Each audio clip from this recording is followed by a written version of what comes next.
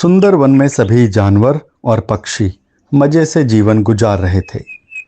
बारिश और तूफान के बाद उन लोगों ने अच्छे और मजबूत घर बना लिए थे। सभी खुश थे, अनाज भी इकट्ठा हो गया था। अब बस सर्दियों का इंतजार था। सर्दियों की शुरुआत हो गई थी। नए नए फूल और फल भी आने लगे थे। जंगल नए रूप में खुद को ढाल रहा था कि एक दिन शेर ने सभी जंगलवासियों को बुलाया और बैठक शुरू की। शेर ने कहा, पिछली बार लोमड़ी को ही पता था कि बारिश बहुत आने वाली है। इस बार हम सभी को सर्दियों के लिए जागरूक हो जाना चाहिए, क्योंकि इस बार बारिश ज़्यादा होने की वजह से ठंड भी ज़्यादा होगी और साथ ही बर्फ़ गिरने की संभावना भी है।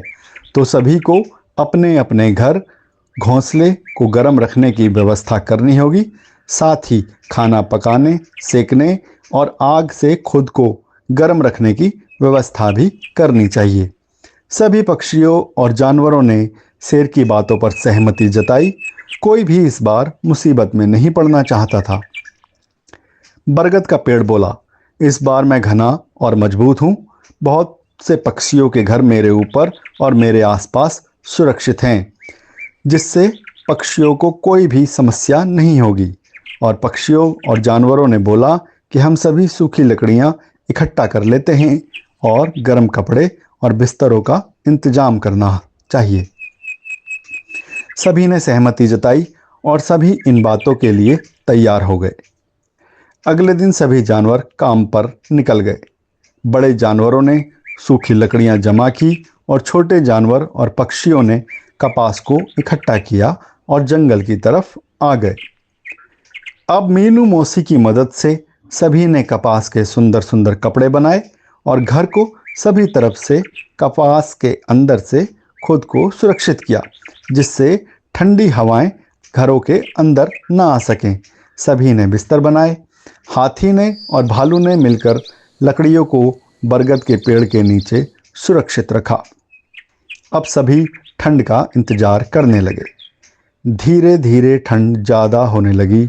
सभी जानवर आपस में बात कर रहे थे, आज का दिन और दिन से ज़्यादा ठंडा है। समय से सभी बच्चों को घरों में घुसा दिया जाए और बुजुर्गों को भी अंदर ही रहने दिया जाए।